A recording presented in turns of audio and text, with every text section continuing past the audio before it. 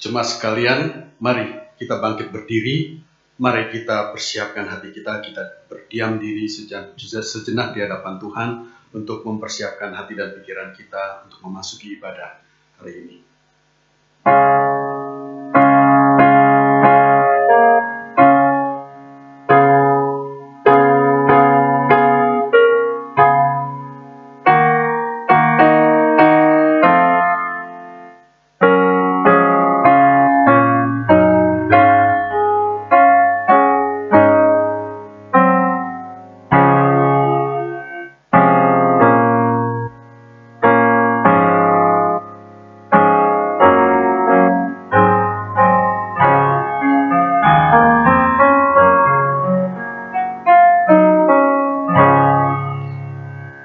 Memulai ibadah kita dengan mengakui bahwa pertolongan kita adalah di dalam Tuhan yang menjadikan langit dan bumi.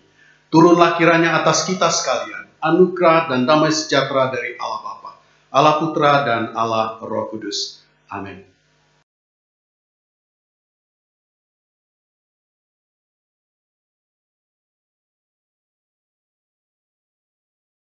Biar langit bersukacita dan bumi bersorak-sorak. Biarlah orang berkata di antara bangsa-bangsa, Tuhan itu Raja. Biarlah gemuruh laut serta isinya. Biarlah ria-ria padang dan segala yang di atasnya.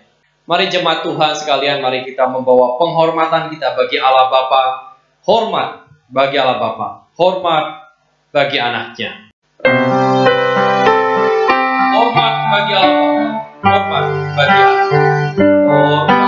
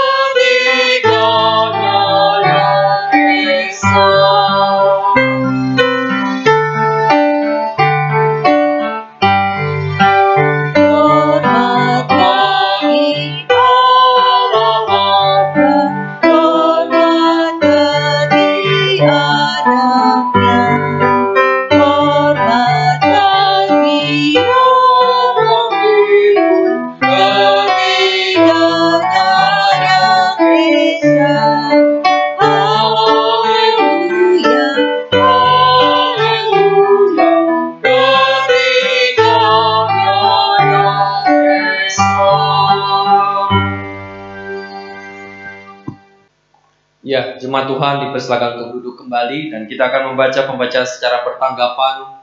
Mari saya mengajak kita semua untuk membuka Alkitab kita yang diambil dari Yesaya pasal yang ke-61 ayat yang pertama sampai yang ketiga. Kita akan membaca secara bertanggapan. Roh Tuhan Allah ada padaku, oleh karena Tuhan telah mengurapi aku.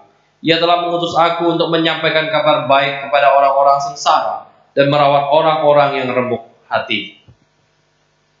Untuk memberitakan pembebasan kepada orang-orang tawanan, kepada orang-orang yang dikurung pelepasan dari penjara.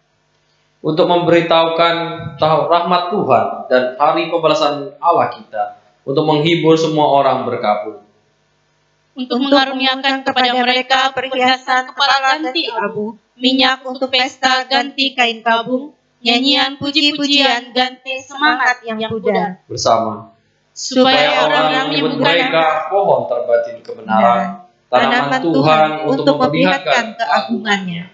Mari kembali Bapak Ibu kita memuji Tuhan kita. Kita menaikkan satu pujian, datanglah Roh Kudus. Biarlah ini pun menjadi kerinduan kita, supaya kita boleh dipenuhi oleh Roh Kudus. Datanglah Roh Kudus, isilah hidup, sehingga seluruh maksud menjadi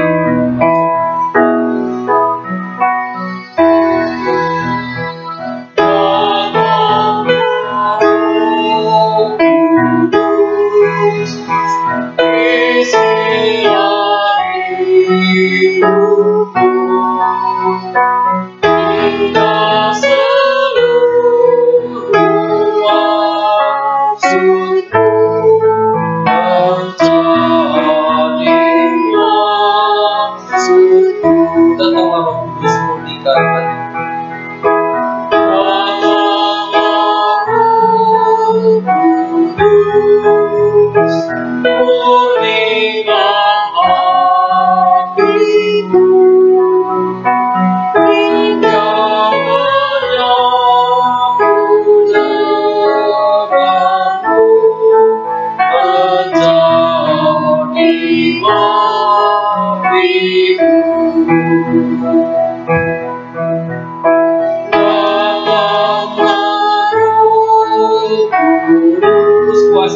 setiap kami ya Tuhan.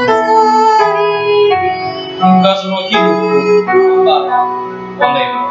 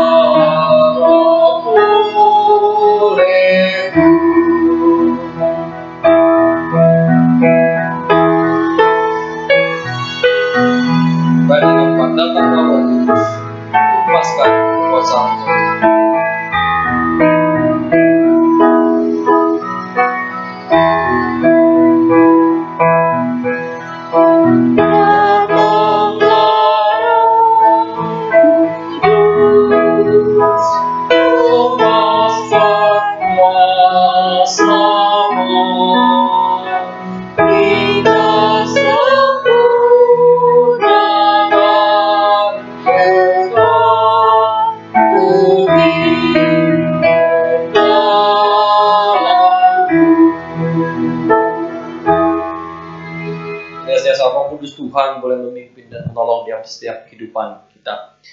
Mari kesempatan pagi ini Bapak Ibu kita datang, kita hampiri kaki Tuhan dengan menyadari bahwa kita adalah manusia yang berdosa sehingga kita tidak lepas dan terluput dari dosa.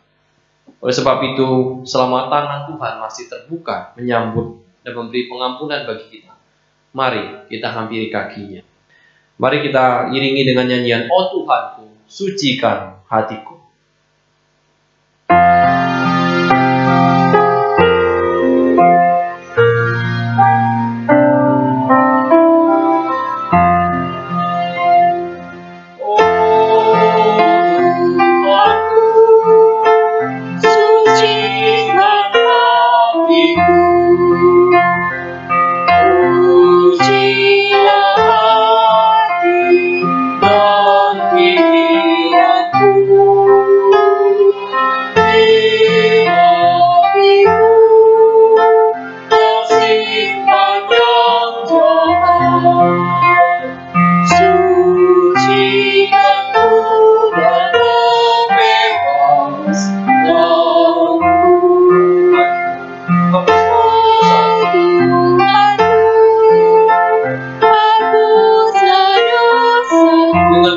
Dia menyucikan setiap kita dan api kuasanya sebagai setiap baik kami ya Tuhan.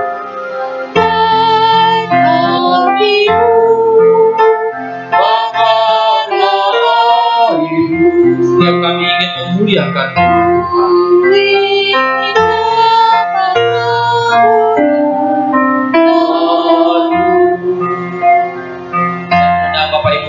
Kembali bagi berdiri dengan sikap berdoa, kita akan nyanyikan baik ini. Oh Tuhan, sucikan ini.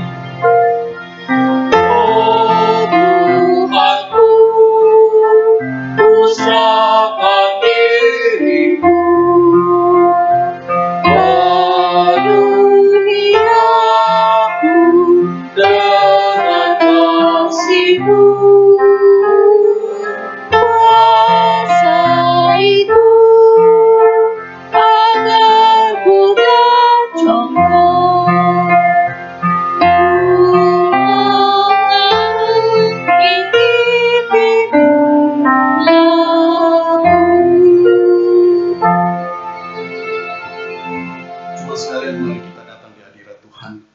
Kita mau mengaku segala dosa kita. Kita mohon Tuhan menyucikan kita. Mari masing-masing pribadi saya undang untuk berdoa.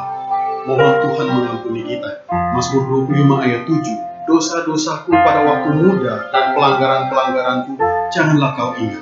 Tetapi ingatlah kepadaku sesuai dengan kasih setiamu. Oleh karena kebaikan-Mu, ya Tuhan. Mari kita berdoa.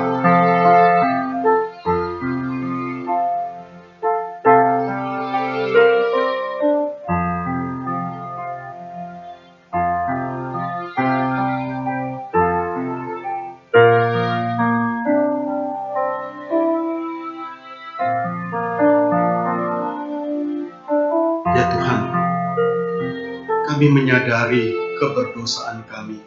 Kami menyadari kedegilan kami, kebodohan kami. Karena kami selalu melihat kepada diri kami sendiri. Kami melihat keadaan kami. Kami melihat apa yang kami merasakan apa yang kami rasakan, dan kami tidak berpaling kepadamu. Kami tidak berpusat kepadamu, sehingga kami melakukan hal-hal yang bodoh ya Tuhan. Tuhan, ampuni dosa kami ya Tuhan. Ampuni kelalaian kami. Kami rindu kami berada di hadirat-Mu dalam keadaan suci dan kudus. Tahirkan kami Tuhan. Terima kasih Tuhan. Kami berdoa di dalam nama Yesus. Amin. Suci, suci, suci.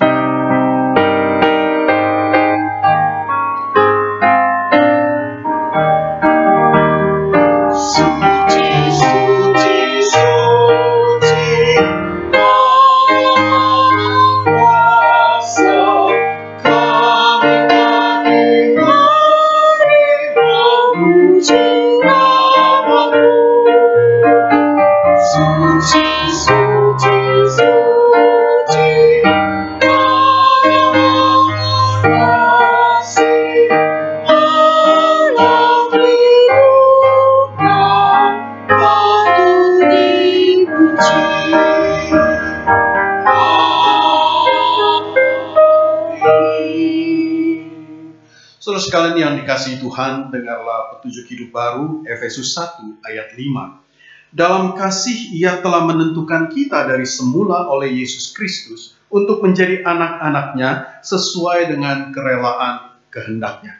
Saudara sekalian, mari bersama-sama kita akan menyatakan pengakuan iman kita, pengakuan iman rasuli. Aku percaya kepada Allah, Bapa yang Maha Kuasa, Khalik langit dan bumi, dan kepada Yesus Kristus, Anaknya yang tunggal Tuhan kita, yang dikandung daripada Roh Kudus, lahir dari anak darah Maria, yang menderita sengsara di bawah pemerintahan Pontius Pilatus, disalibkan, mati dan dikuburkan, turun ke dalam kerajaan maut. Pada hari yang ketiga, bangkit pula dari antara orang mati, naik ke surga, duduk di sebelah kanan Allah, Bapa yang Maha Kuasa, dan dari sana Ia akan datang untuk menghakimi orang-orang hidup dan yang mati. Aku percaya kepada Roh Kudus, gereja yang kudus dan am, persekutuan orang kudus, pengampunan dosa, kebangkitan tubuh, dan hidup yang kekal. Amin. Shalom saudara-saudara sekalian, puji Tuhan. Hari ini kita sudah mulai online streaming dari gereja kita sendiri, Pangkal Pinang. Kita bersyukur kita juga sudah beberapa minggu kita mulai kebaktian doa secara mandiri, saudara ya. Dan saya ingatkan saudara, supaya saudara tidak melewatkan ibadah-ibadah kebaktian doa kita. Saudara, saya ingatkan juga supaya kita mengikutinya di dalam keadaan yang seperti kita berada di gereja, gitu ya. Saudara mengenakan pakaian yang rapi, mandi dulu saudara ya, mengenakan pakaian yang rapi. Kenapa? Supaya kita merasakan sungguh-sungguh bahwa kita berada di hadirat Tuhan.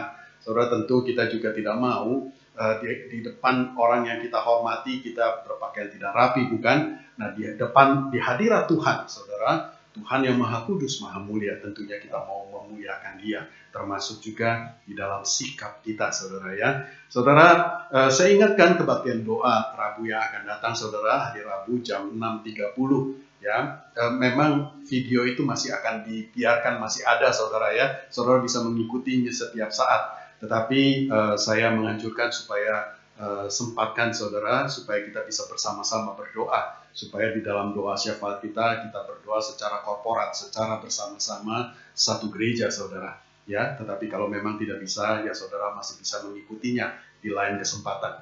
Baik saudara, yang berulang tahun, jemaat yang berulang tahun sepanjang minggu ini, selamat ulang tahun, Tuhan memberkati.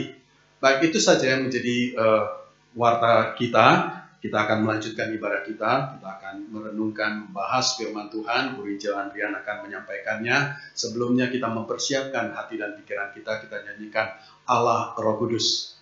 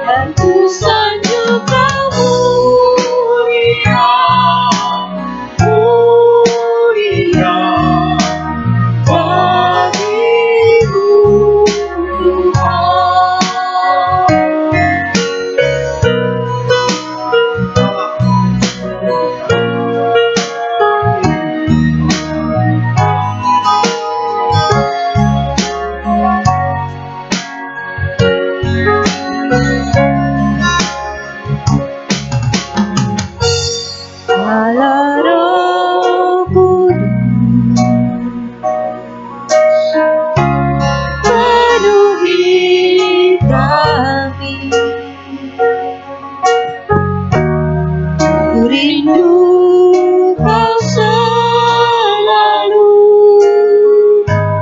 dalam hidupku.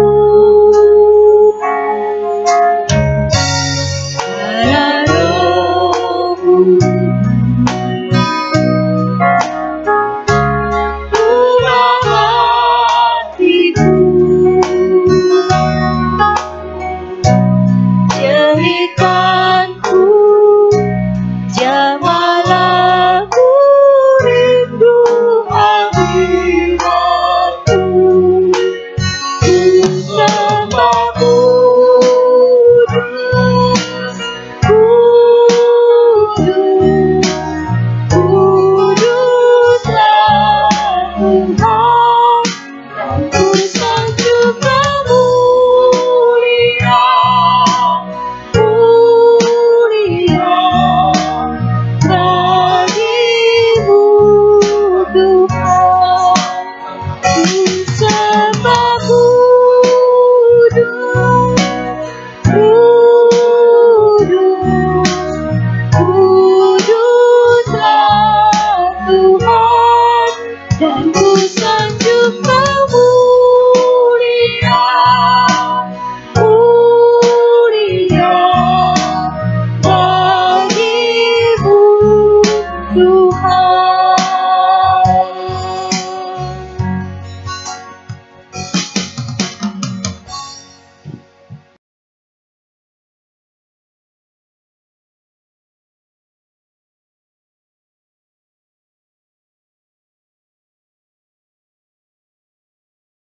Shalom, selamat hari Minggu Bapak Ibu. Kita bersyukur ya, kalau hari ini kita boleh mengadakan kebaktian bersama di hari Minggu dan juga boleh beribadah bersama-sama walau hari ini masih beribadah di rumah kita masing-masing. Tapi kita masih bisa bersyukur karena Tuhan masih menyediakan kesempatan untuk kita boleh beribadah, bertemu dengan Tuhan. Sebentar kita akan dengan firman Tuhan, mari kita berdoa. Tuhan, kami bersyukur kalau hari ini kami boleh beribadah, boleh menikmati pemberian Tuhan melalui ibadah yang disediakan, dan kami juga boleh dijumpai oleh Tuhan, boleh dihibur, dikuatkan oleh Tuhan melalui puji-pujian yang tadi sudah kami nyanyikan. Dan kami juga bersyukur kalau pada kesempatan ini, kami sekali lagi juga boleh dijumpai Tuhan melalui firman-Mu. Tuhan memakai firman-Mu ini supaya menjadi pelita, terang, penolong bagi kehidupan kami, dan Roh Kudus juga boleh membantu menggerakkan, supaya firman tidak hanya didengar, dimengerti, disimpan, tetapi yang terpenting juga dilakukan, supaya Tuhan disenangkan dan banyak orang boleh menikmati berkat firman-Mu. Terima kasih Tuhan. Serahkan waktu kami ke depan, serahkan juga buat hamba-Mu ini Tuhan, memakai dia, menolong dia. Dan kami juga bersyukur buat waktu kami ke depan Tuhan. Di dalam nama Tuhan Yesus kami sudah berdoa. Amin. Bapak Ibu, di awal ini saya akan menyampaikan satu kalimat yang mungkin kita semua sudah dengar, bahkan mungkin semua kita pernah menyebut kalimat ini. Kalimat ini berbunyi demikian, jangan menilai seseorang dari tampilannya. Jangan menilai seseorang dari tampilannya. Kenapa akhirnya muncul kalimat demikian? Kenapa? Karena mungkin ada banyak orang yang akhirnya salah menilai diri seseorang. Ada banyak orang yang akhirnya salah menilai diri seseorang. Kenapa? Karena mungkin kita hanya menilai, atau karena mungkin orang lain hanya menilai diri kita, atau kita menilai diri orang lain hanya dari sudut pandang yang minim, atau dari sudut pandang yang kecil, atau kita hanya menilai orang dari tampilan luarnya saja, sehingga akhirnya kita salah memahami dan mengenal diri seseorang. Bapak Ibu, kesalahan pikir atau kesalahan nilai kepada orang lain itu bisa mengundang masalah, bahkan juga bisa mengundang terjadinya gosip atau cerita yang tidak berfakta.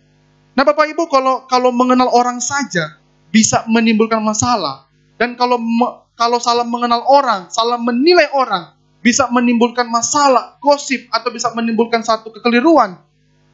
Bahkan kalau mengenal orang kita perlu mengenal secara mendalam.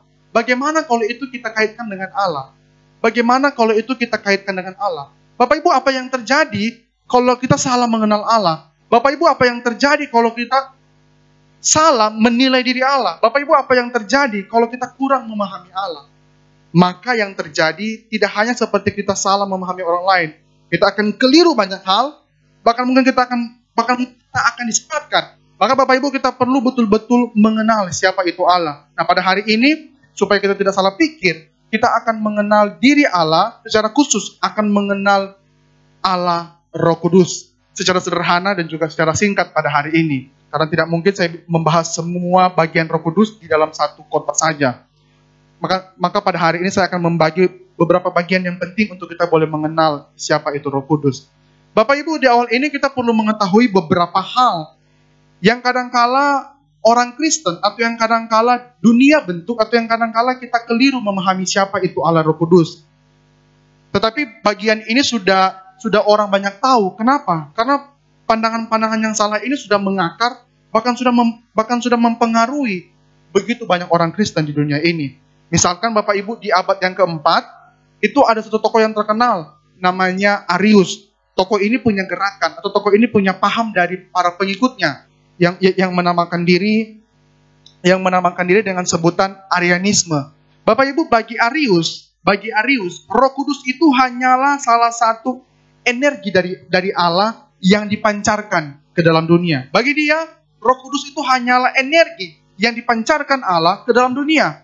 Bapak Ibu, pandangan ini begitu mempengaruhi pemikiran Kristen di abad keempat, bahkan juga gereja di abad tersebut. Sehingga timbul banyak fenomena di mana banyak orang Kristen akhirnya menyangkali kepribadian Roh Kudus. Tidak sampai di situ Bapak Ibu, di abad ke-16 juga ada tokoh yang terkenal namanya Socinus. Socinus juga mengajarkan hal yang hampir sama. Bagi Socinus, Roh Kudus itu hanyalah energi yang keluar dari diri Allah dan bukan Allah itu sendiri. Hanya energi yang keluar dari Allah dan bukan Allah itu sendiri. Bapak Ibu, ada banyak orang Kristen salah memahami Roh Kudus dan banyak orang Kristen juga seperti pemahaman demikian. Mereka mengakui keluar biasaan Roh Kudus, mengakui kuasa Roh Kudus yang hebat, tetapi menyangkali Roh Kudus sebagai bagian dari pribadi Allah. Dan di zaman sekarang, kita juga tahu ada satu paham yang bernama Unitarianisme yang juga ikut menyangkali kepribadian Roh Kudus dan hanya mengakui sebagai kuasa atau zat yang masuk dalam kehidupan orang percaya. Bapak Ibu, ajaran-ajaran ini, pandangan-pandangan ini, pemikiran-pemikiran ini yang salah, yang keliru, yang salah mengenal Roh Kudus itu sudah mempengaruhi banyak orang Kristen. Jangan-jangan juga mempengaruhi kehidupan kita tanpa disadari. Maka Bapak Ibu, bagaimana dengan kita? Bagaimana dengan orang Kristen di Indonesia? Bagaimana dengan kita? Bapak Ibu, mungkin kita juga salah berpikir tentang Roh Kudus, tetapi tidak tercantum di dalam pemikiran kita. Mungkin salah berpikir tentang Roh Kudus yang kita alami itu tertuang di dalam perilaku kita. Saya bilang sekali lagi ya, salah berpikir kita tentang Roh Kudus mungkin tertuang di dalam perilaku kita sehari-hari. Misalkan, kita kerap kali atau kita tahu bahwa Roh Kudus itu punya kuasa yang hebat, bahkan mungkin punya kuasa yang mampu memberikan kekuatan kepada diri kita. Tetapi kita seringkali tidak memperlakukan Roh Kudus sama seperti kita ingin mengenal pribadi Allah Bapa dan Yesus. Kita seringkali lupa untuk membangun hubungan pribadi kepada Roh Kudus seperti kita mengenal dan membangun hubungan kepada Allah Bapa dan juga kepada Yesus. Sehingga Roh Kudus seringkali kita abaikan atau seringkali kita tidak kenali. Nah, ini kadangkala terjadi di dalam kehidupan kita secara perilaku sehari-hari. Maka Bapak Ibu, kesalahan pikir atau tidak mengenal dengan baik siapa Roh Kudus itu tidak hanya akan membuat ajaran Kristen itu menjadi cacat, tidak, tetapi juga akan membuat kita jadi gagal paham tentang inti dari pengajaran kekristenan itu sendiri. Bapak Ibu, kita perlu mengerti di awal ini bahwa Kristenan tidak bisa dilepaskan dari ketiga pribadi, tidak bisa dilepaskan dari Allah Tritunggal, karena itu menjadi fondasi paling esensial yang harus kita miliki. Kenapa? Kalau kita keliru, kita salah, kita tidak mengakui ketiga pribadi atau Allah Tritunggal itu, maka seluruh kehidupan kekristenan kita, doktrin kita akan kacau. Mengapa? Karena semua karya, pekerjaan dan pengajaran atau sentral di dalam Alkitab itu tidak akan terlepas dari ketiga peran pribadi Allah yang kita kenal dengan sebutan Allah Tritunggal. Dan salah satu dari pribadi itu bernama Allah Roh Kudus. Maka Bapak Ibu, kita perlu tahu, perlu kenal Roh Kudus itu. Maka Bapak Ibu, apa sih sebenarnya dampak dari kita salah pikir tentang Roh Kudus? Apa sih dampak di dalam tindakan praktis orang Kristen ketika kita salah memahami atau menyangkali bahwa Roh Kudus itu bukan pribadi atau bukan Allah? Dampak itu ada banyak tentunya, tetapi saya akan tetapi saya akan munculkan 3 dampak aja. Yang pertama, dampak yang pertama, kita tidak akan pernah belajar untuk mengenal Roh Kudus seperti kita belajar mengenal Yesus secara pribadi. Kalau kita menyangkali Roh Kudus itu sebagai pribadi, maka yang timbul adalah yang pertama dampaknya, kita tidak akan pernah belajar untuk mengenal Dia secara pribadi sama seperti kita belajar mengenal Yesus secara pribadi. Sehingga dengan tidak adanya rasa ingin kenal itu, maka tidak ada juga hubungan secara pribadi antara kita dengan Roh Kudus. Bapak Ibu, banyak orang Kristen, dan jangan-jangan termasuk kita, yang tidak punya relasi secara pribadi dengan Roh Kudus. Karena kita tidak tahu siapa Dia. Padahal tanpa Roh Kudus yang bekerja dalam hidup ini, kita tidak mungkin dapat mengenal keselamatan. Kita tidak mungkin dapat mengenal keselamatan. Bapak Ibu, Paulus menegaskan dalam Roma 5 ayat 5. Coba kita buka ya di Alkitab. Roma 5 ayat 5. Roma pasal 5 ayat 5.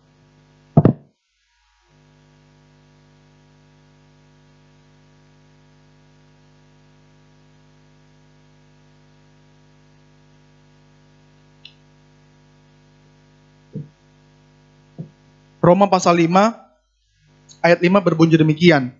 Dan pengharapan tidak mengecewakan karena kasih Allah telah dicurahkan di dalam hati kita oleh Roh Kudus yang telah dikaruniakan kepada kita. Bapak Ibu, pada bagian itu di Roma, Paulus lagi menjelaskan bagaimana pembenaran yang terjadi dalam hidup orang percaya, dan Roh Kudus punya peran penting terhadap pembenaran itu. Dan Bapak Ibu perlu ingat juga, paket lengkap dari sebuah keselamatan yang sejati tidak akan lepas dari peran Roh Kudus. Karena tanpa campur tangan Roh Kudus, keselamatan dalam diri orang Kristen itu tidak pernah akan terjadi. Karena bagaimana mungkin kita akan melihat pada terang kalau kita belum dilahirbarukan di dalam roh. Roh Kuduslah yang membukakan kebutaan rohani kita. Bagian ini juga pernah ditegaskan, atau bagian dari peran Roh Kudus terhadap kelahiran baru pernah ditegaskan secara real oleh Tuhan Yesus ketika Tuhan Yesus terlibat pembicaraan dengan Nikodemus yang pada waktu itu menjelaskan bahwa dia betul-betul buta terhadap kerajaan Allah.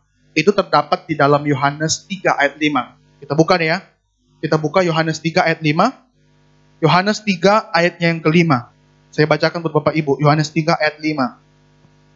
Jawab Yesus, aku berkata kepadamu Nikodemus, sesungguhnya jika seseorang tidak dilahirkan dari air dan roh, ia tidak dapat masuk dalam kerajaan Allah. Kata roh yang dipakai Yesus pada bagian itu jelas merujuk kepada roh Allah atau Roh Kudus. Bapak Ibu, sedemikian pentingnya Roh Kudus kalau kita tidak mengenal Dia sebagai pribadi, kalau kita tidak mengenal Dia, tidak membangun hubungan secara pribadi yang intim dengan Roh Kudus, maka akan timbul banyak kesalahan. Maka ini dampak pertama. Kalau kita lupa atau menyangkali Roh Kudus sebagai pribadi, kita tidak punya satu rasa gairah untuk membangun hubungan dengan Dia. Karena bagi kita Dia bukan pribadi Allah. Itu dampak yang pertama, tidak adanya rasa kita untuk membangun hubungan. Dampak yang kedua, kita akan tersandung sama seperti permasalahan yang dihadapi oleh jemaat Galatia, yang ditegur oleh Paulus melalui surat penggembalaan, karena jemaat Galatia pada waktu itu menunjukkan sikap hidup yang dijalankan dengan usaha sendiri tanpa dituntun oleh Roh Kudus. Jemaat Galatia jatuh di dalam perilaku yang abai kepada Injil dan juga abai kepada Roh Kudus atau mengabaikan Roh Kudus. Mengapa bisa terjadi? Mengapa hal ini bisa terjadi? Bahkan Paulus dengan tegas berkata kepada orang-orang di Galatia, "Hai orang-orang Galatia yang bodoh." Kenapa Paulus berkata demikian? Mereka abai, tetapi selain abai, kita bisa menemukan di Galatia 3 ayat 3. Kita buka di Galatia 3 ayat 3. Galatia 3 ayat 3. Saya akan bacakan. Adakah kamu sebodoh itu?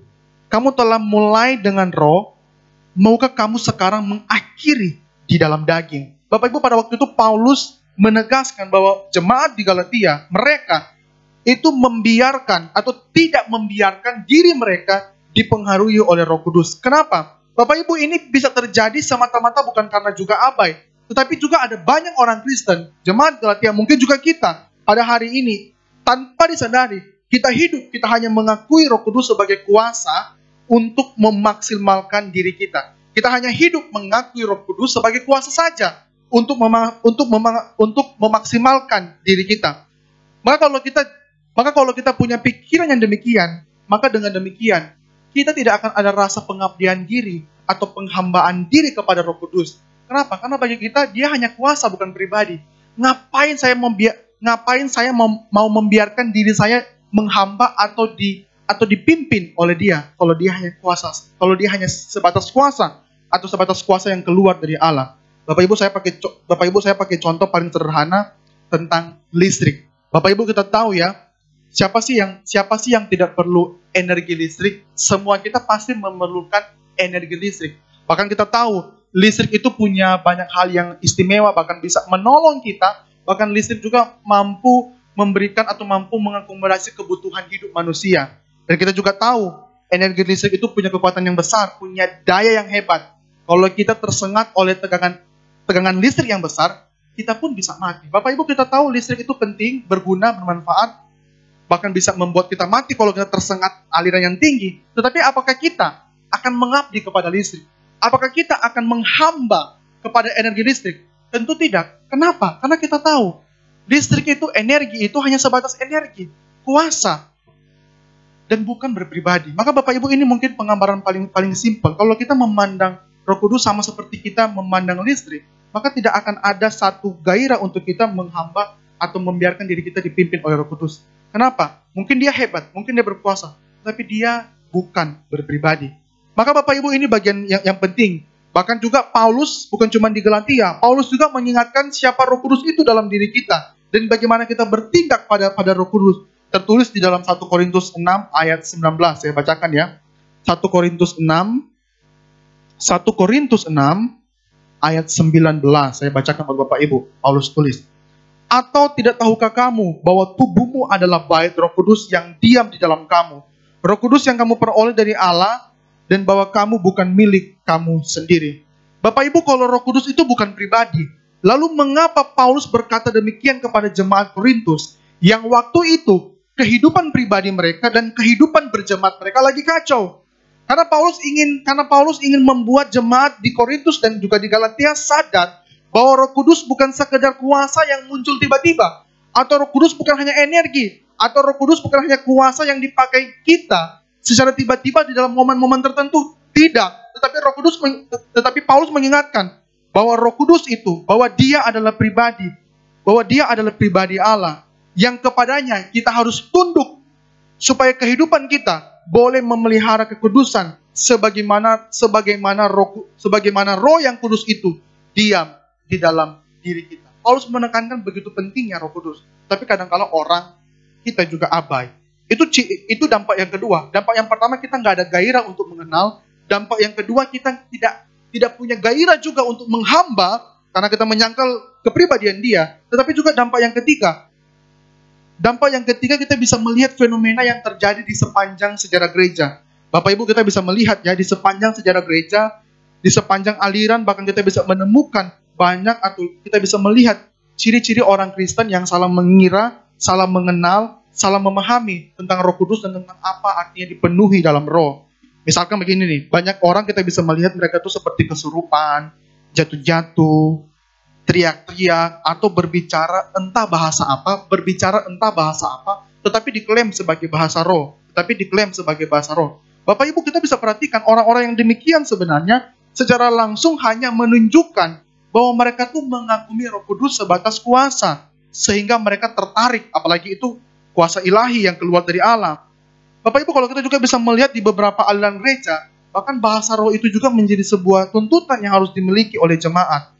Namun mereka akhirnya jatuh di mana apa? Di mana mereka lupa mengkorelasikan Roh Kudus dengan kehidupan sehari-hari. Sehingga banyak orang Kristen jatuh kepada dampak yang ketiga. Salah mengira Roh Kudus, salah berpikir tentang Roh Kudus, atau salah berpikir tentang dipenuhi oleh Roh Kudus. Sehingga hanya candu atau hanya tertarik kepada kuasanya saja. Sehingga ketika orang-orang tersebut terlihat seperti dipenuhi oleh roh di dalam ibadah, tetapi ketika pulang ke rumah, hidupnya hancur-hancuran. Tidak ada korelasi atau sambungan antara Roh Kudus yang dikenal dengan kehidupan sehari-hari. Nah, ini dampak yang ketiga. Kalau kita tidak betul-betul mengenal siapa itu Roh Kudus dan tidak betul-betul mengerti apa artinya dipenuhi oleh roh. Mungkin Bapak Ibu kita tidak demikian. Kita tidak sama seperti mereka, tidak menunjukkan reaksi yang aneh-aneh. Tetapi kehidupan kita juga bisa menunjukkan hal yang sama. Tidak adanya korelasi antara Roh Kudus dengan kehidupan kita. Sehingga waktu kita di rumah, di dalam kesendirian kita sangat berbeda dengan apa yang kita tampilkan di depan umum. Yang terjadi Bapak Ibu karena kita tidak sungguh-sungguh mengenal Roh Kudus di dalam pribadi kita masing-masing. Maka Bapak Ibu, itu dampak-dampak yang terjadi di dalam tindakan praktis orang Kristen kalau kita salah mengira, salah mengenal siapa itu Roh Kudus. Maka kita sekarang perlu mengenal siapa itu Roh Kudus. Kita perlu tahu dia dengan baik. Maka Bapak Ibu, Roh Kudus itu kalau kita memahami dari bahasa Yunani yang banyak orang tahu, yaitu dengan kata pneuma, atau dalam bahasa Ibrani artinya ruah.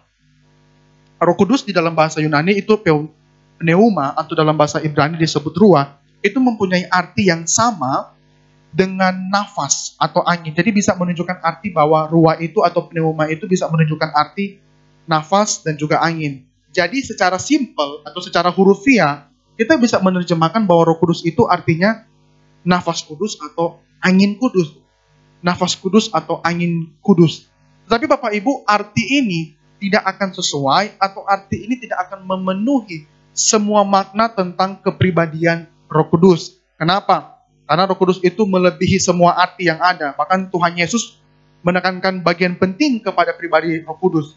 Seperti yang ditulis di Matius 12 ayat 31 sampai 22. Di Matius, Bapak Ibu bisa lihat di Matius 12 ayat 31 sampai 32. Di Matius 12 ayat 31 sampai 32. Di situ Tuhan Yesus berkata bahwa menghujat Roh Kudus adalah dosa yang jauh lebih serius daripada menghujat anak Allah. Bapak Ibu, kalau kita memahami ini, memahami kerasnya peringatan ini, kerasnya teguran Tuhan Yesus, itu akan membuat kita sulit menerima bahwa Roh Kudus itu hanya sebatas atau hanya sekedar kekuatan dari luar diri Allah yang dikendalikan Allah sebagai alat ilahi. Enggak. Kalau kita memahami teguran Tuhan yang keras ini, kita akan dibawa kepada pemikiran bahwa Roh Kudus itu ternyata bukan hanya kuasa. Kenapa? Karena Tuhan menekankan begitu pentingnya Roh Kudus pada bagian ini. Tetapi orang-orang akhirnya salah mengerti Roh Kudus, hanya melihat dia sebagai kuasa yang dikendalikan oleh pribadi Allah yang lainnya. Tetapi kita melalui bagian kita bisa melihat bahwa Roh Kudus itu melebihi atau tidak hanya sebatas kuasa. Bahkan di Yohanes 4 ayat 24, kita lihat ya, bahkan di Yohanes 4 ayat 24, saya akan bacakan. Yohanes 4 ayat 24. Allah itu roh, dan barang siapa menyembah dia, harus menyembahnya dalam roh dan kebenaran. Di sana Tuhan Yesus sekali lagi menulis bagian penting tentang siapa itu Allah, tentang siapa itu Roh Kudus. Yesus menyamakan Allah dengan roh, dan sebenarnya itu mampu membuat kita mengerti atau dijelaskan oleh Yesus itu sendiri. Bahwa Roh Kudus itu adalah pribadi yang sama dengan Allah itu sendiri. Allah itu roh, Roh Kudus juga itu menjelaskan kepribadian sebagai pribadi Allah. Maka Bapak Ibu, pada bagian ini kita bisa melihat bahwa Yesus menegaskan bahwa pribadi Roh Kudus itu juga adalah pribadi Allah. Bahkan kalau kita bisa membaca Injil Yohanes secara utuh, atau kita bisa menemukan di pasal 14, pasal 15 sampai pasal yang ke-16, di situ Tuhan Yesus dengan jelas menggunakan kata ganti orang kepada Roh Kudus. Lihat ya, Tuhan Yesus memakai kata ganti orang dia kepada Roh Kudus di pasal 14 sampai pasal yang ke-16 untuk menyebutkan Roh Kudus. Berarti ini secara langsung sebenarnya menyebutkan bahwa Roh Kudus itu pribadi, bukan kuasa. Tuhan pakai kata ganti orang, dia. Bapak Ibu bisa menemukan kalimat-kalimat itu di Yohanes 14 ayat 26, Yohanes 15 ayat 26, Yohanes 16 ayat 8, dan juga di Yohanes 16 ayat 13 dan juga ayat 14. Yang terakhir di Yohanes 16 ayat 13 sampai ayatnya yang ke-14. Saya ulangi ya, di tiga pasal tadi, 14, 15, 16. Di Yohanes 14 ayat 26, Yohanes 15 ayat 26, Yohanes 16 ayat 8, ayat 13, dan juga ayat 14. Di situ dengan jelas Tuhan Yesus menyebutkan Roh Kudus dengan memakai kata ganti orang, yaitu dia atau ia. Maka jangan jelas sebenarnya kita bisa melihat bahwa Roh Kudus itu bukan sekedar kuasa, zat, atau sesuatu yang tak berpribadi, seperti yang banyak orang atau mungkin kita pahami. Tetapi lewat ini kita bisa tahu bahwa Roh Kudus itu punya pribadi dan berpribadi. Bahkan kepribadian Roh Kudus tidak datang dari klaim manusia, tetapi datang dari klaim Tuhan itu sendiri. Datang dari klaim Tuhan Yesus. Sekalipun mungkin Roh Kudus tidak berpribadi secara fisik, seperti Tuhan Yesus yang datang dalam wujud manusia. Tetapi secara real kita bisa melihat Roh Kudus punya pribadi. Bahkan Bapak Ibu, kemutlakan kepribadian Roh Kudus juga dijelaskan oleh pernyataan diri dia langsung di Alkitab yang menjelaskan bahwa dia juga sama seperti Allah Bapa dan juga Allah Anak yang memiliki kualifikasi dalam kepribadian.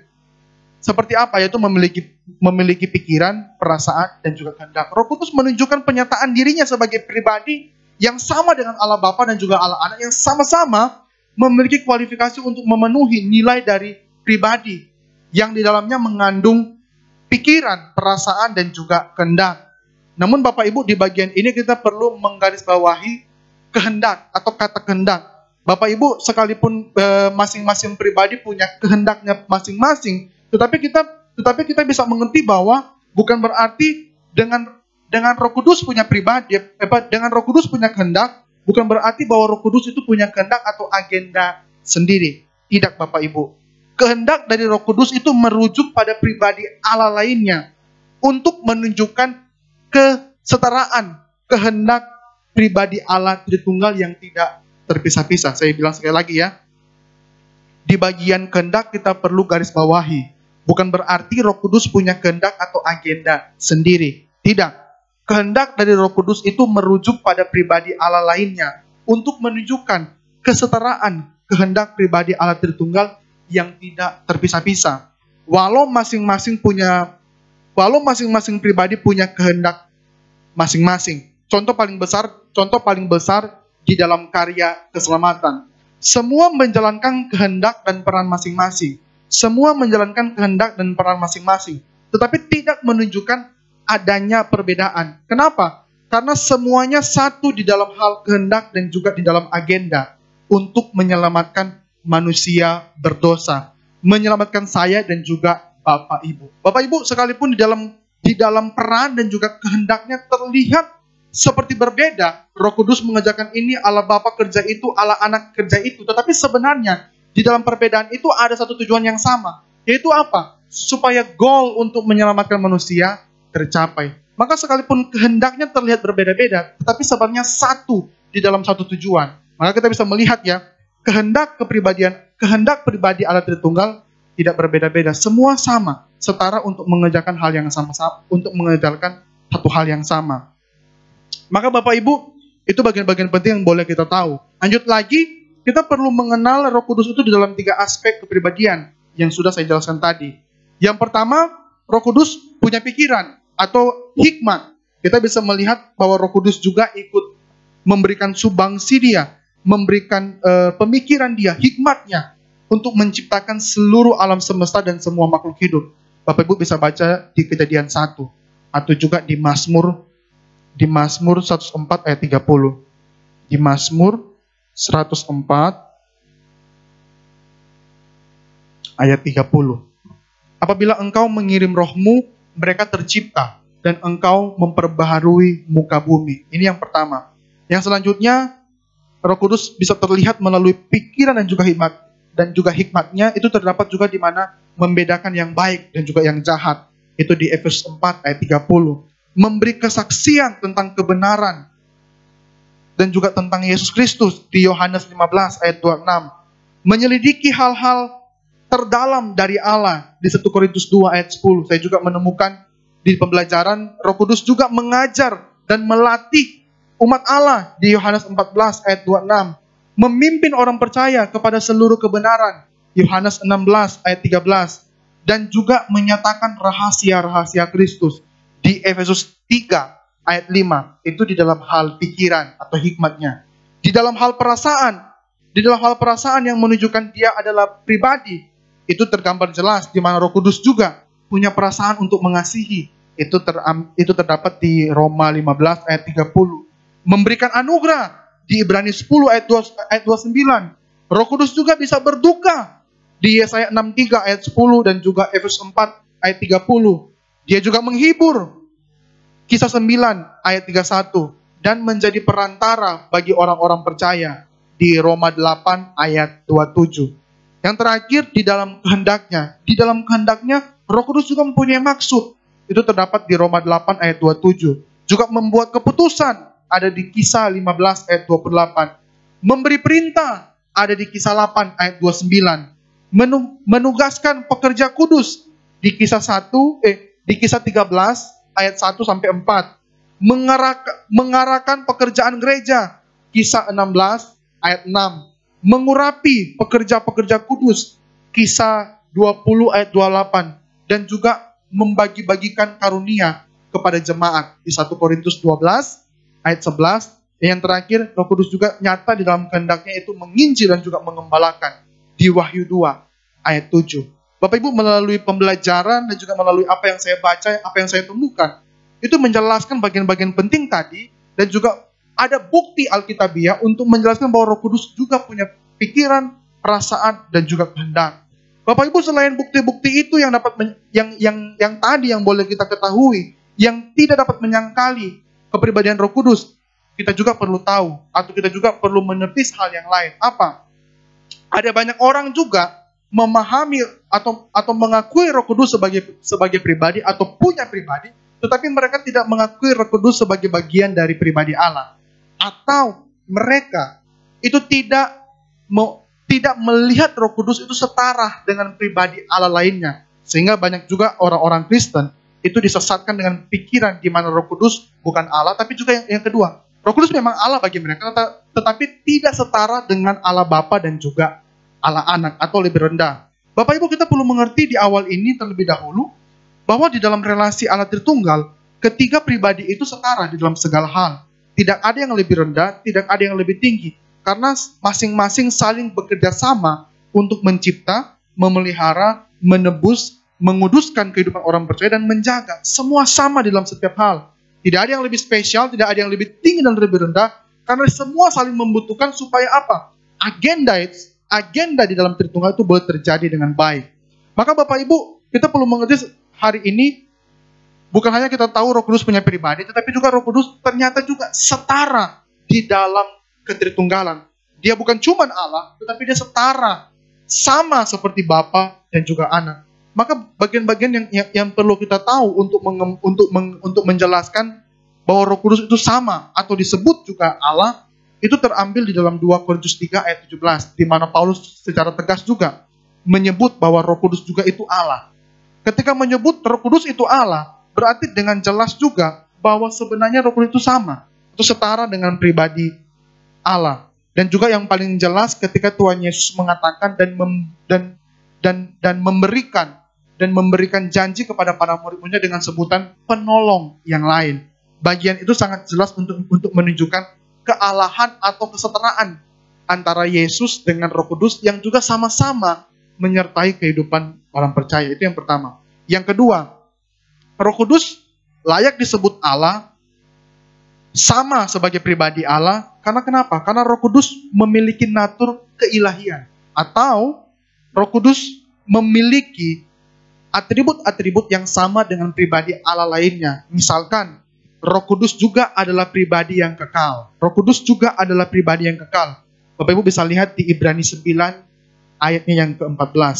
Bapak Ibu, kehadiran Roh Kudus sebagai pribadi yang kekal tidak hanya ditandai melalui pencurahan Roh Kudus yang terjadi 10 hari setelah Yesus naik ke surga, yang biasanya kita ketahui dengan hari Pentakosta.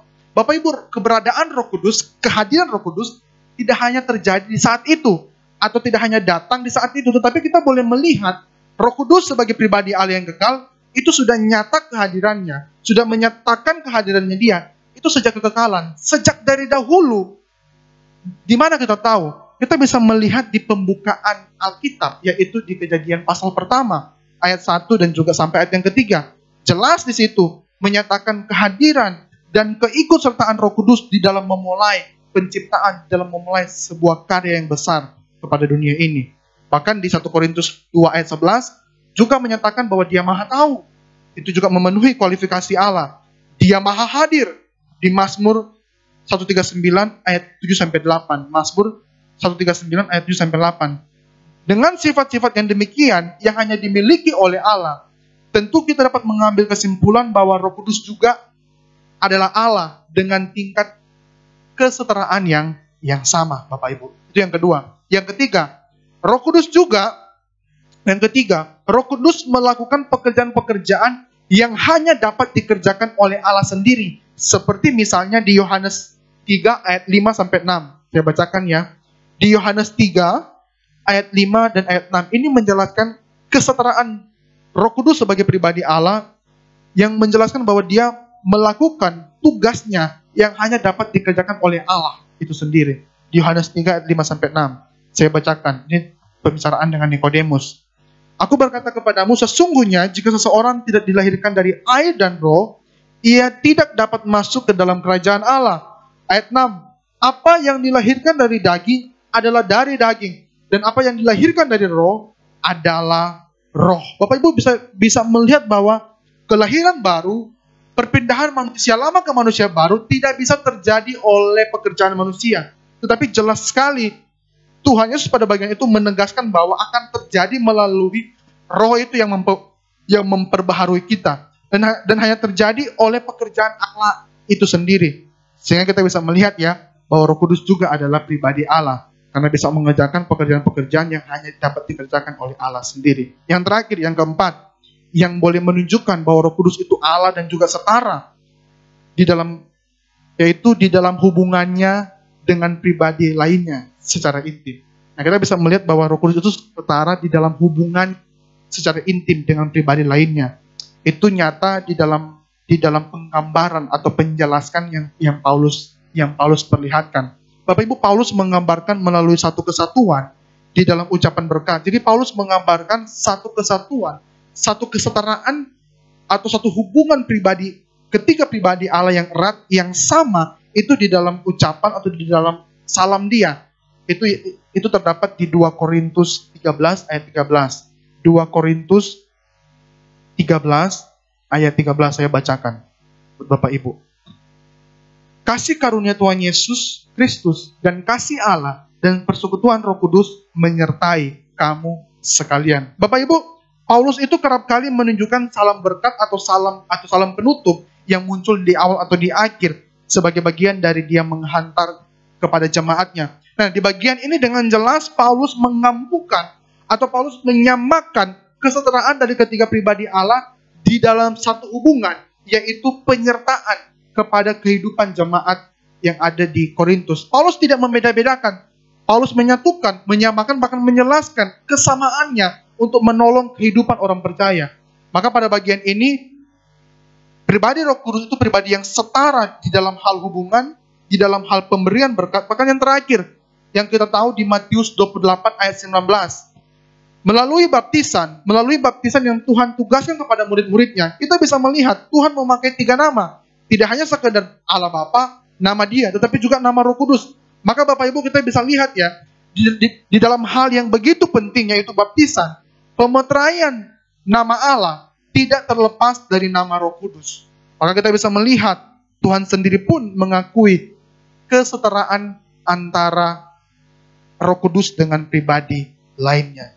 Maka Bapak Ibu kita bisa menemukan Dia bukan cuma pribadi, bukan cuma memiliki kepribadian, tapi Dia juga Allah. Bahkan bukan cuma juga Allah, tetapi Dia Allah yang sama, yang setara dengan pribadi Allah yang lainnya.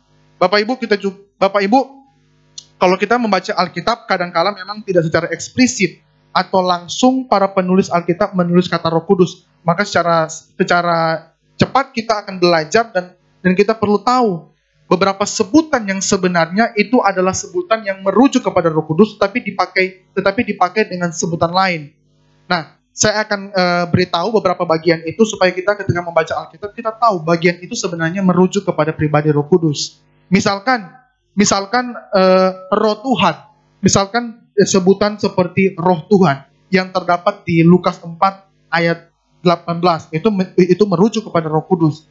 Juga sebutan lain yang sebenarnya adalah Roh Kudus, yaitu Roh Allah, seperti yang tertulis di Matius 3 ayat 16, Roh Bapa di Matius 10 ayat 20, Roh Kristus di Roma 8 ayat 9, dan juga Roh Anaknya di Galatia 4 ayatnya yang ke-6.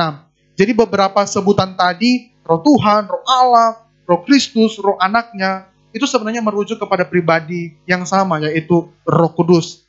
Maka Bapak Ibu, dari perenungan kita pada hari ini untuk belajar secara sederhana siapa itu Roh Kudus, mengenal Dia, maka tentu ada aplikasinya. Bapak Ibu, apa sih aplikasi yang boleh kita terapkan saat ini?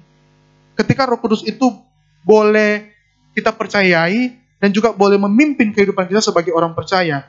Maka tentunya aplikasi yang pertama adalah, karena Roh Kudus itu adalah pribadi bagi kita, maka kita perlu atau harus memiliki hubungan pribadi dengannya. Apalagi dia bukan cuma pribadi, bukan cuma memiliki pribadi, tetapi dia adalah pribadi Allah itu sendiri. Maka Bapak Ibu ingat, membangun hubungan dengan Allah adalah sebuah keharusan. Maka yang pertama, sekarang mari kita mulai membangun hubungan tidak hanya dengan dua pribadi lainnya, tetapi juga dengan pribadi Roh Kudus. Apalagi dia juga Allah.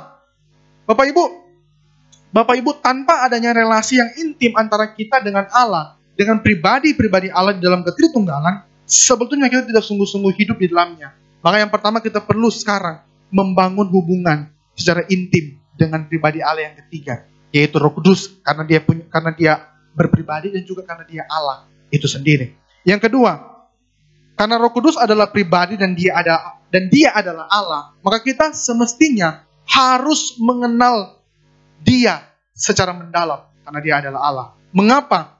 Karena pengenalan kepada Allah akan membawa kita pada keselamatan itu sendiri. Dan mengenal Allah secara mendalam akan membawa kehidupan kita pada tujuan hidup yang sejati. Seperti yang Paulus tunjukkan. Di mana dia bisa bersyukur, bisa mengenal ketiga pribadi Allah.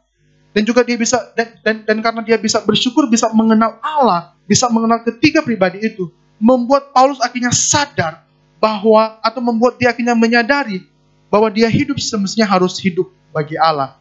Ini disebabkan karena kenapa? Karena pengenalan dia yang intim kepada Allah. Bagaimana dengan kita? Maka kita perlu mengenal Roh Kudus sebagai pribadi Allah. Dan Bapak Ibu, kita perlu ingat, pengenalan yang kita bangun kepada Roh Kudus akan menghantar kita untuk mengenal juga pribadi-pribadi Allah yang lainnya secara khusus, akan mengenal Yesus. Bapak Ibu, kenapa akan mengenal Yesus? Kita harus tahu, dengan kita mengenal Yesus yang menjadi perantara pribadi kita yang sempurna antara kita dengan Allah Bapa, itu akan menjadi bagian penting. Di mana kenapa? Di mana kita boleh melihat adanya relasi antara kita dengan Tuhan. Bapak Ibu, dengan kita mengenal Roh Kudus, kita mengenal Tuhan. Kita mengenal Yesus. Maka Bapak Ibu, kenapa dengan mengenal Roh Kudus kita bisa mengenal Yesus? Karena salah satu karya Roh Kudus bagi kehidupan orang percaya adalah memberi kesaksian tentang siapa itu Kristus, tentang siapa itu keselamatan. Itu terdapat di dalam Yohanes 15 ayatnya yang ke-26. Di Yohanes 15 ayatnya yang ke-26. Yang ketiga, karena Roh Kudus bukan hanya pribadi, tetapi dia Allah, bahkan dia setara dengan pribadi Allah lainnya, maka aplikasinya apa yang boleh kita terapkan? Maka Roh Kudus juga layak menerima segala kehormatan, pujian, dan juga kemuliaan. Kita tidak hanya memuja satu Allah, tetapi kita meninggikan pribadi Allah Tritunggal, termasuk pribadi Roh Kudus.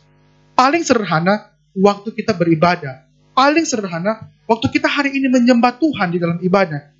Kita tidak hanya menyembah atau meninggikan Allah Bapa, Allah Anak, tapi juga kita meninggikan pribadi Roh Kudus. Paling simpel yang kita bisa tahu itu di dalam nyanyian doksologi. Nyanyian pengakuan doksologi di akhir ibadah yang biasanya kita nyanyikan, kita bisa melihat tidak hanya memuliakan satu pribadi, tetapi juga memuliakan ketiga-tiganya, termasuk memuliakan Roh Kudus. Karena kenapa Bapak Ibu? Karena ibadah. Karena kenapa? Karena tanpa hikmatnya, bagaimana mungkin kita bisa mengerti firman? Tanpa Roh Kudus yang berkarya di dalam penyembahan dan juga di dalam ibadah kita, bagaimana mungkin kita bisa menyembah di dalam roh dan juga kebenaran dan masuk dalam hadirat Tuhan yang kudus? Tidak bisa Bapak Ibu. Semua itu terjadi karena peran Roh Kudus. yang menguduskan kita, yang menjadi perantara kita, yang melahirbarukan kita, sehingga ibadah kita boleh betul-betul benar dan berkenan di hadapan Tuhan. Maka Bapak Ibu, Roh Kudus punya peran penting. Biarlah di dalam kehidupan sehari-hari kita boleh menganggungkan ketiga pribadi di dalam Tritunggal. Dan yang terakhir dan yang keempat, aplikasinya apa? Bapak Ibu, aplikasi yang terakhir adalah kita harus hidup sebagaimana Roh Kudus berkarya bagi kita. Bapak Ibu, Roh Kudus tidak berkarya. Apa artinya? Roh Kudus tidak berkarya untuk memberitakan siapa Dia. Tidak hanya tentang itu, tetapi Roh Kudus berkarya, untuk membawa kita pada kesaksian akan pribadi Allah lainnya. Itu siapa? Yesus Kristus, yang menjadi jalan keselamatan untuk kita mengenal Allah Bapa. Bapak Ibu, Roh Kudus memberitakan kesaksian ini, maka kita pun harus hidup seperti Roh Kudus berkarya dalam hidup kita. Yaitu apa? Kita harus bersaksi. Bukan tentang siapa kita. Kita pun harus ikut sama dengan Roh Kudus, bersaksi tentang Kristus. Bersaksi tentang siapa Dia, bersaksi tentang Injilnya. Kita perlu mengkomunikasikan Injil Yesus, kabar baik itu, di dalam semua aspek kehidupan yang Tuhan percayakan kepada kita. Di dalam pekerjaan kita, bisnis, karir, keluarga kita, persahabatan kita, komunitas kita, atau mungkin di dalam geng kita, atau mungkin di dalam bidang atau keahlian kita. Maka yang keempat ini kita perlu berkarya, perlu hidup sebagaimana Roh Kudus menunjukkan kehidupan Dia kepada kita. Roh Kudus tidak memberitakan siapa Dia, tetapi memberitakan Kristus supaya orang mengenal jalan keselamatan. Maka kita perlu ditarik, perlu diberikan kuasa itu, perlu ikut sama-sama berkarya dengan Roh Kudus, memberitakan tentang siapa itu Kristus, kabar baik itu. Yang paling terakhir Bapak Ibu, apa sih dampak paling signifikan kalau kita hidup dipimpin dan mau dituntun oleh Roh Kudus?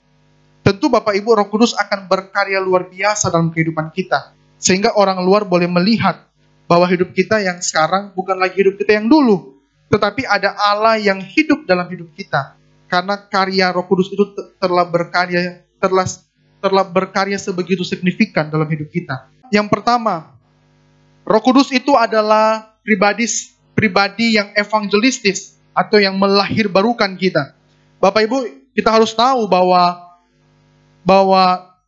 kita tidak dapat menjadi anak Tuhan tanpa pertolongan daripada Roh Kudus. Kenapa? Karena setiap manusia itu lahir di dalam keadaan berdosa. Sangat jelas tertulis di Mazmur 51 ayat yang 7. Bilang begini, di Mazmur 51 ayat yang ke-7.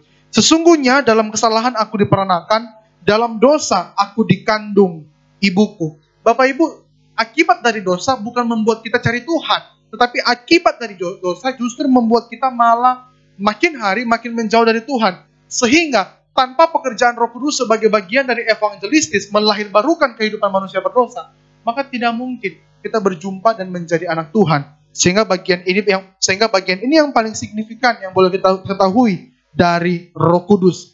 Maka Bapak Ibu, karya Roh Kudus inilah yang menjadi karya paling penting, bukan sekedar orang tuh menerima bahasa roh dan lain sebagainya. Ini yang paling penting, di mana orang boleh mengalami pertobatan dan hidup di dalam manusia yang baru. Dan Bapak Ibu, pertanyaan refleksi dari bagian pertama ini, sudahkah saya dan Bapak Ibu mengalami karya Roh Kudus yang evangelistis? Atau karya Roh Kudus yang melahirbarukan kita?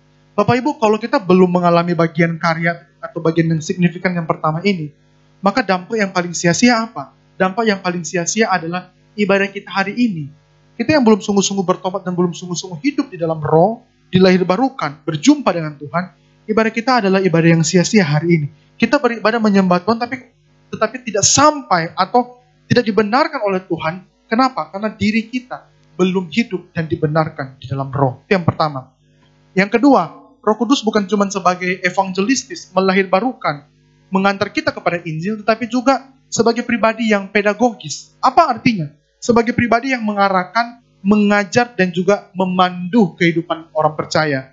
Bapak Ibu, kehadiran Roh Kudus yang dijanjikan oleh Tuhan Yesus sebagai pesan-pesan Dia yang terakhir pada murid-muridnya, bukan sekedar menegaskan kekonsistenan pribadi Allah Tritunggal yang menyertai dunia, bukan sekedar menegaskan bahwa Allah terus menyertai. Tidak hanya sekedar itu, tetapi melalui kehadiran Roh Kudus yang diutus oleh Yesus, Allah menyatakan atau Allah peduli kepada keberadaan diri manusia, kepada keberadaan diri kita sebenarnya. Peduli bukan sekadar untuk menyertai, tetapi juga peduli kepada kelemahan kita. Apa sih kelemahan kita? Bapak Ibu, kita sangat lemah, sangat mudah jatuh, sangat mudah kehilangan, atau sangat rentan terhadap dosa, terhadap kejatuhan diri kita. Kalau kita tidak dituntun oleh Allah, maka dengan demikian, karena Allah tahu manusia perlu dituntun, dan manusia sangat memerlukan tuntunan Allah itu sendiri, sehingga dengan pemberian Roh Kudus, dengan kehadiran Roh Kudus, itu menegaskan satu kepedulian Allah yang besar kepada diri manusia, supaya manusia selalu diarahkan dan dipandu jalannya, dan dituntun hari lepas hari, supaya makin hari semakin serupa dengan Tuhan. Maka di Yohanes 14 ayat 16 itu menegaskan penting sekali peran Roh Kudus sebagai pedagogis, di mana menyertai atau memandu kehidupan orang percaya. Maka Bapak Ibu, kalau hari-hari ini kita tidak mau dituntun, tidak mau meminta Roh Kudus memandu jalan kita, maka sebenarnya kehancuran ada di depan sana. Maka sebenarnya kejatuhan dalam dosa, atau kerentanan diri kita, atau diri kita yang lemah tergoda oleh sesuatu hal, atau mungkin kita bisa berbalik arah, itu sangat besar akan terjadi dalam hidup kita kalau kita tidak membiarkan diri kita dituntun oleh Roh Kudus. Bapak Ibu, kita juga perlu ingat siapa kita sekarang.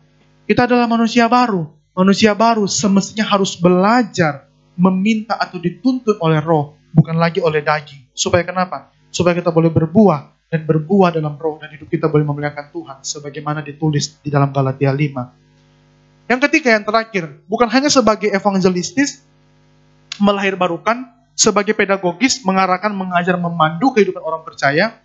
Dia yang melahirbarukan, dia juga yang memandu. Tapi juga yang ketiga, karismatis. Bukan hanya melahirbarukan, bukan hanya memandu, tapi yang ketiga karismatis, yang memampukan, yang menolong, dan juga yang memberikan kuasa kepada kita. Supaya kenapa? Supaya kehidupan orang Kristen boleh terus berada di dalam rancangan Tuhan, bahkan boleh bersaksi tentang Kristus dan berkarya bagi Allah lewat karunia-karunia Roh yang Allah berikan.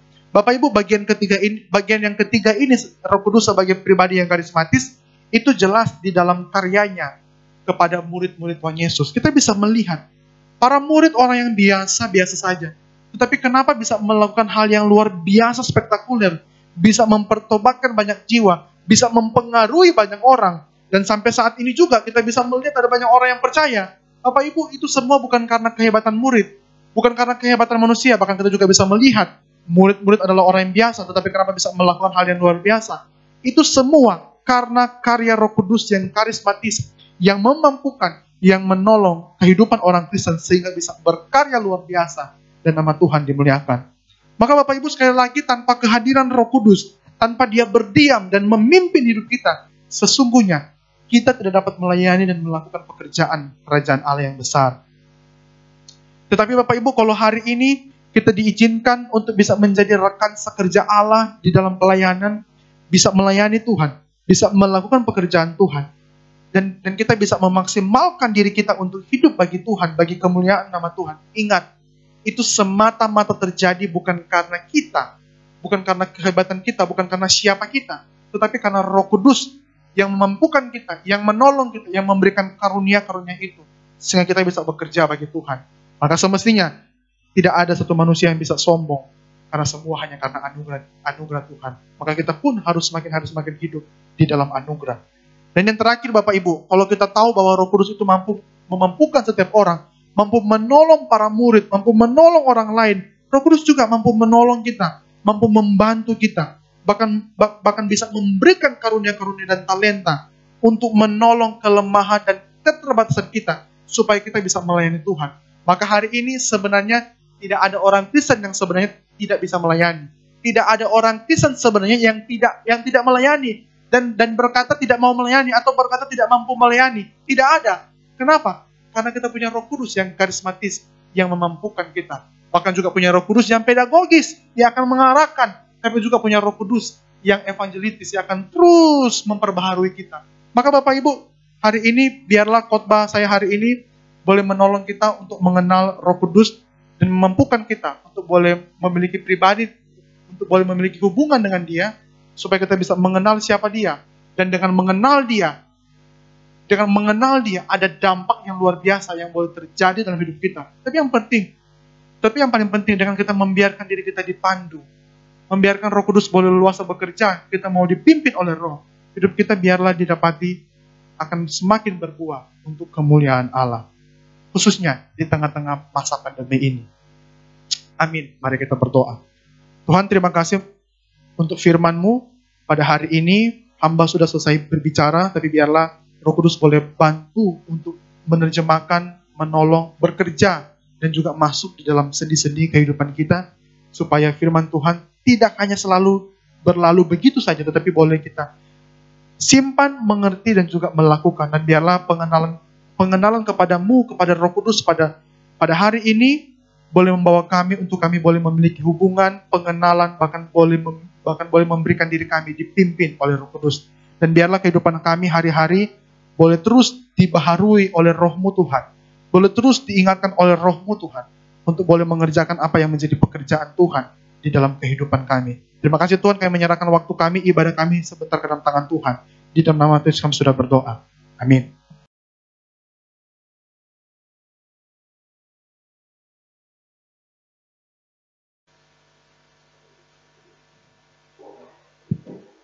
Ya, jemaat Tuhan yang terkasih, kita bersyukur untuk hari ini kita boleh diberkati oleh kebenaran firman Tuhan. Kami mengucapkan terima kasih kepada Guru Injil Adrian yang boleh memberkati kita pada hari ini. Baik, kita akan merespon kebenaran firman Tuhan yang boleh kita dengar hari ini. Kita akan nyanyikan satu nyanyian Rohmu yang hidup penuhiku, dan kita juga akan menjalankan persembahan kita kepada Tuhan. Bapak Ibu yang di rumah, kembali secara lain, boleh menonton koneksi gereja kita dari layar. Ya, kiranya Tuhan boleh memberkati kita semua.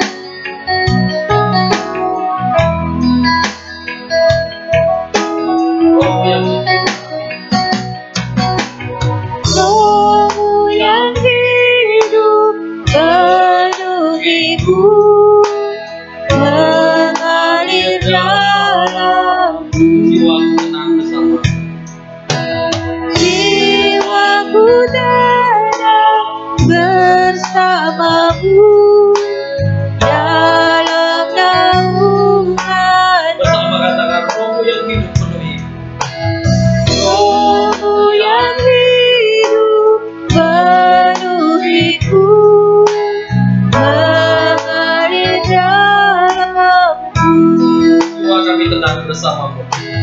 Jiwaku tenang bersamamu dalam naungan. bersama kami, buka hati kami untuk jamaatmu. Buka hati untuk jamaatmu, berserah penuh di hadiratmu. Oh, ambil alih seluruh hidupku di altarmu, Menyembah kami, buka hati untuk jamaatmu. buka hati untuk jamaatmu, berserah penuh di hadiratmu. Oh, ambil alih seluruh hidupku di altarmu, menyembah di altarmu, menyembah di altarmu, menyembahmu. Mari jemaat Tuhan, kembali kita datang kepada Tuhan, kita berdoa untuk segenap serangkaian acara kita yang boleh berjalan dengan baik pada pagi ini. Juga kita mau menyerahkan untuk persembahan kita hari ini. Bapa Surgawi, kami bersyukur karena kebaikan Tuhan di tengah kondisi yang tidak memungkinkan, di tengah kondisi yang bahkan membahayakan, di tengah kondisi yang begitu memilukan ya Tuhan. Bahkan kami orang-orang percaya ya Tuhan, di tengah pandemi ini ya Tuhan, kehidupan setiap kami harus berdampak ya Tuhan, di mana kami banyak sekali mengalami kesulitan dalam pekerjaan ataupun usaha yang harus terhenti ya Tuhan. Demikian juga ya Tuhan, ekonomi yang tentunya sangat berpengaruh ya Tuhan. Tapi biar ya Tuhan, sebagai orang percaya, kami percayakan pemeliharaan Tuhan di dalam setiap kehidupan kami ya Tuhan. Oleh sebab itu kami percaya Tuhan tahu dan Tuhan akan mencukupi apa yang menjadi setiap kebutuhan kami. Terlebih ya Tuhan, di kesempatan hari ini kami datang di bawah kaki Tuhan. Biar ya Tuhan, kebenaran firman-Mu yang telah memberkati kami, Tuhan, boleh menjadi dasar, menjadi pondasi atas hidup kami, menjadi pondasi atas iman percaya kami ya Tuhan. Kami percaya pada suatu hari nanti Tuhan akan kembali memulihkan keadaan kami ya Tuhan. Kami menyerahkan untuk persembahan yang boleh kami kembalikan kepada Engkau, tidak lain ya Tuhan, semua daripada-Mu. Kiranya ya Tuhan, persembahan ini boleh sungguh menjadi berkat, terlebih ya Tuhan di kondisi yang kurang baik ini ya Tuhan. Terima kasih Bapa. Kami mengambil segala puji, syukur, hormat, kemuliaan hanya bagi nama Tuhan. Di dalam nama Tuhan Yesus kami berdoa. Amin.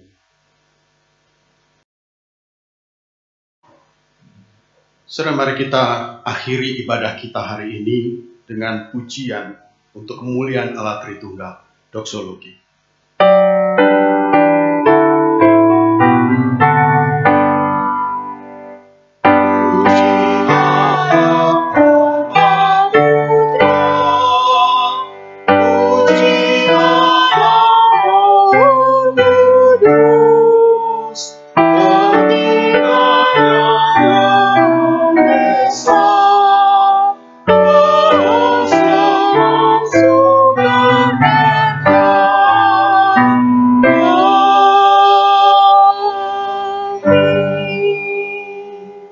Saudara jemaat sekalian, marilah kita pulang, kita kembali kepada aktivitas kita hari ini, dan mari arahkan hati dan pikiran kita kepada Tuhan. Kita akan menerima berkat Tuhan. Kiranya Allah Bapa,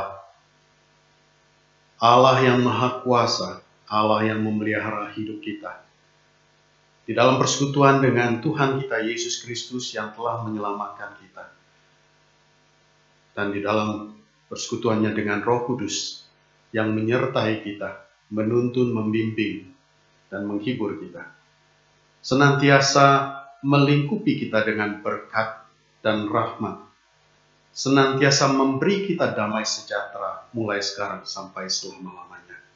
Amin.